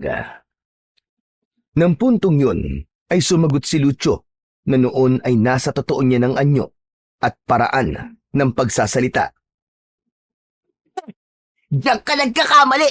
Matandang reyna ng mga mening! Totoo nga pala sinabi sa akin ng engkantadong si Aramon na ang isa sa kahinaan mo ay bobo kang magdesisyon kapag nagagalit ka. Sayang naman ang malakas mong kapangyarihang inilabas. Ngayon, tignan natin kung sino ang totoong talo sa atin. Umanda ka ngayon! Marahas na napalingon si Aling Luming sa kinaroroonan ni Lucio. Sa wakas ay sakalang nito napansin ang portal na noon ay nagsisimula ng unti-unting magsara. Nanlaki rin ang mapupula nitong mga mata nang matuklasang napapalibutan na rin pala sila ng manipis na puting usok kasama ang kanyang mga kopya. Ang lahat ng mga mening na mga nanumbalik na at ang peking sina Lucio at ang tuko. Ang mga yun pala ay mga mening din na binago ng kapangyarihan ng batong mutya ni Lucio. Hindi maaari. Hayop ka talaga, batak. Napakatuso mo talaga. Anong ginawa mo? Wala lang. Ikinulong lang po namin kayo sa loob ng bolang puting usok na unti-unting liliit hanggang sa maging isang bolang marbol. Sa ganung paraan, ay hindi na kayo kailanman makakatakas pa. Wala nang mga aswang na mening ang sasalakay pa ulit sa aming baryo. Ibig sabihin, ito na ang magiging katapusan nyo. Bye-bye! Hindi maaari. Hindi maaari. Mga kopla ko, sabayan niyo ako. Kontrahin natin ang bolang puting usok na ito at pigilan natin ang pagsasara ng portal. Hindi ako makakapayag na muli akong maikukulong ng Aramon na yon. Hindi maaari!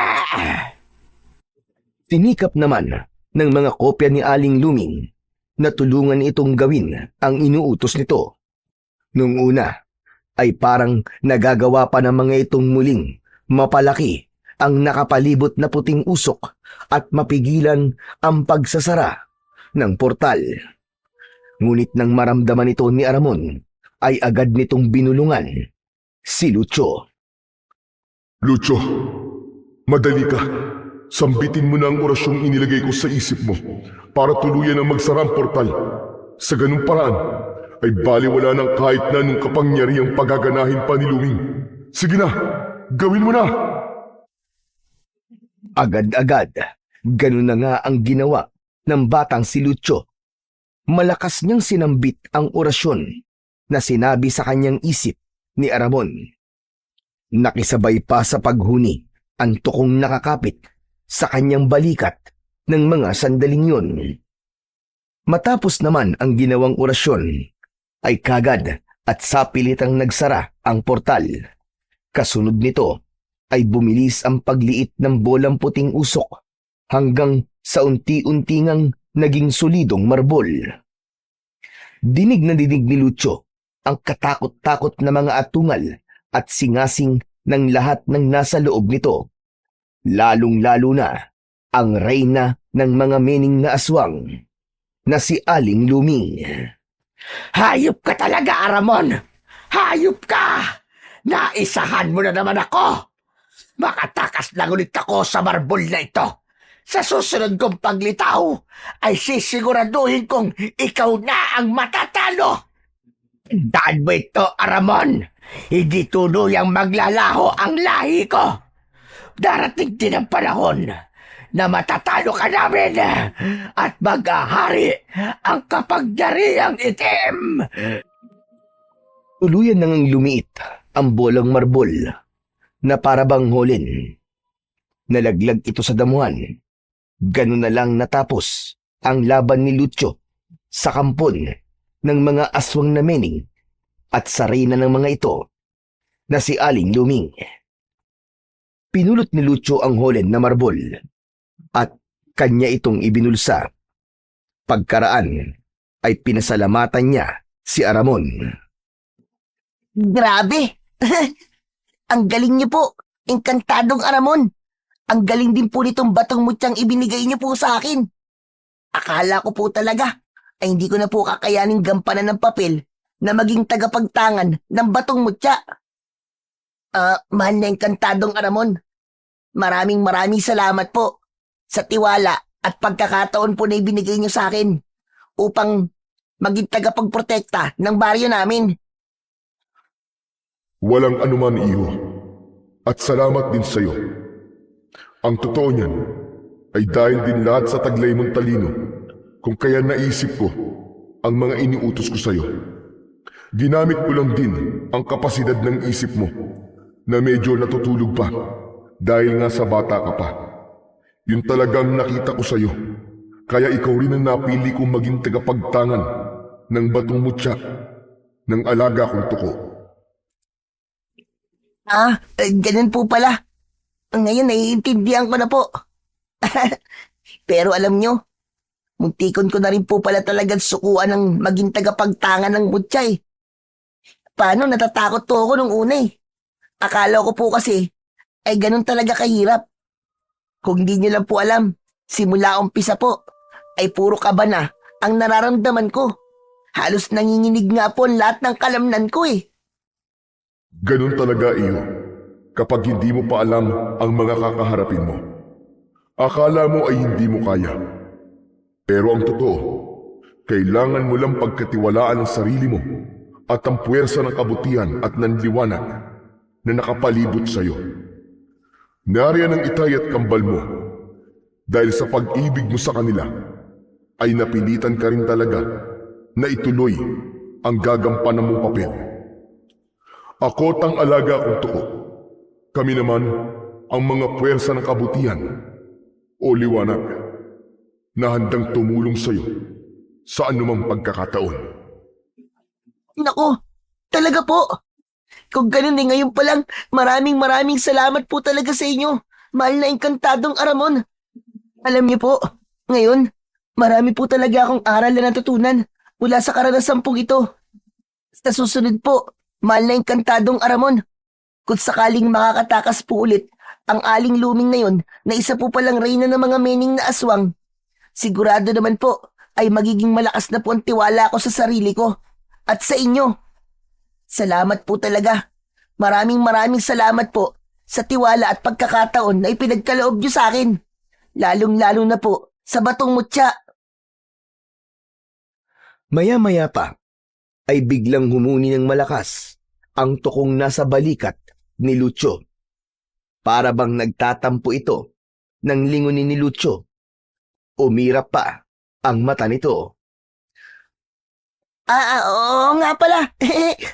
At sa rin pala, maiwagan to ko. Maraming salamat din sa iyo At ikaw ang pumili sa akin. Siya nga po pala. Mahal na engkantadong Aramon. Pwede po bang akin na lang po ang tuko na ito? Kung papayag po kayo. Ibibigay ko rin talaga siya sa iyo, Lucio. Ang pangalan pala niya ay Ekong. Madali lang siyang alagaan. Ang pagkain niya ay mga negatibong enerhiya na magtatangkal lumapit sa iyo o sa iyong tatay at kakambal. Siya rin ang tagapagtaboy ng kamalasan na maaaring dumating sa inyong pamilya. At dahil nabanggit ni Aramon ang kanyang itay at kapatid, ay naalala bigla ang mga ito ng batang si Lucio. Ang itay at kapatid ko po pala.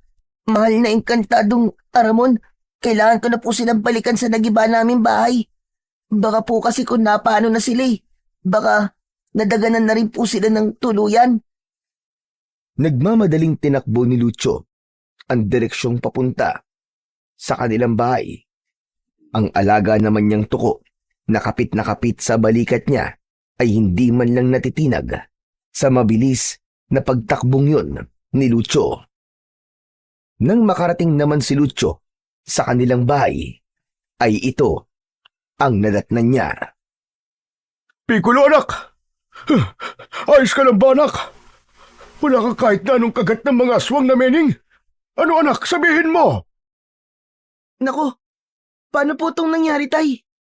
Kahit po ako, wala rin akong maalala kung bakit wala po akong kahit na anong kagat ng aswang sa katawan ko.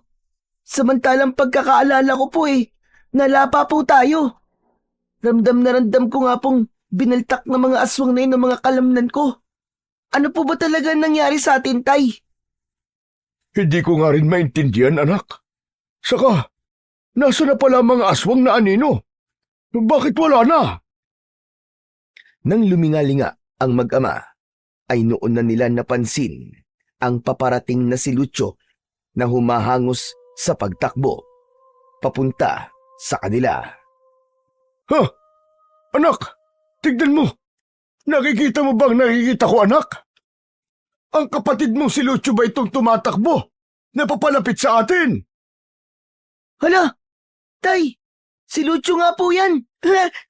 Buhay po si Lucio. Buhay ang kapatid ko. At hindi na po siya isang aswang. Salamat. Salamat sa Panginoon. At buhay ang aking kakambal. At nang tuluyan namang makalapit si Lucio, ay maluwaluwang napayakap kagad kay Piccolo. Maging ang ama nilang si Conrad ay nakiyakap na rin ng maigpit. Talagang nag-iyakan silang mag-aama. Panginoon ko, ang kambal ko. Salamat po, Panginoon. Salamat po sa inyo. Hindi niyo po kami pinabayaan. Buhay kami. Ligtas. Buhay ang aking kambal. Lucio, kambal ko. Ngayon ko napagtanto na mahal pala kita. Hindi na kita ipapalucho kay Itay sa tuwing magluluto siya. Pero, Lucio, kambal ko, mahal na mahal talaga kita. Hindi mo lang alam kung gaano ako nag-alala sa'yo. Sira ulo ka talaga. Ako man, hindi na kita papuputokin kasama ng rebintador ni tatay. Pero Piccolo, mahal na mahal din kita. Kasi, kambal tayo. Tayo lang ang magkasangga sa mundo. Ay, nako kayo talagang mga anak ko. Ako rin, mahal na mahal ko rin kayo. Kahit palagi kayo nagbabangayan. Saka teka nga pala, Lucio. Ano ba nangyari? At wala na mga aswang na mening. Teka anak, natalo mo ba silang lahat? Magsalita ka nga. Sabihin mo nga ang totoo. Opo, Itay. Natalo po natin sila. Sa tulong po ng Batong Mutsyako at ni Aramon. At syempre, ay nitong si Ekong. Mula ngayon po, ay tayo na po ang mag-aalaga sa makapangyarihang tuko na ito. Ikinuwento rin ni Lucio ang lahat ng nangyari kung paano niya natalo ang reyna ng mga aswang na mening at si Aling Luming. Kasunod nun ay napag-usapan din nila ang mga aral na napulot nila mula sa karanasang yun. Namumukod tangi nga rito ang aral na matutong magtiwala sa sariling magagandang mga katangian, kakayahan at maging sa positibong mga puwersa sa paligid o ang puwersa ng kabutihan at liwanag. Kasama na rin dito ang natutunan ni Lucio kay Aling Luming na para maging hindi bobo sa pagdidesisyon ay huwag padadaig sa bugso ng matinding galit. Magmula ng gabing yon ay unti-unting muling nakabangon ang mag-aama. Kalaunan ay nakapagpatayo ulit sila ng bagong bahay. Ang buong baryo naman nila